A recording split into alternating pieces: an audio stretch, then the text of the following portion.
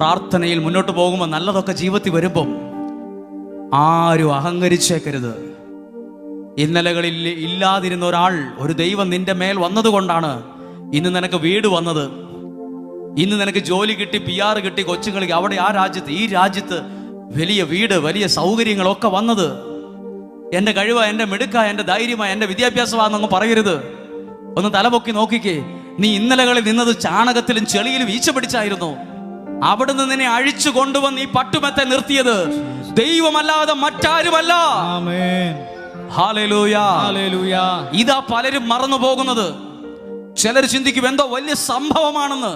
എന്നാ സംഭവം? എന്നാ സംഭവം എന്നാ പറയുന്നത്? ഒരു വലിയ പണക്കാരനെ മുട്ടുകുത്തിക്കാൻ 10 മിനിറ്റ് വേണ്ട ദൈവത്തിന്.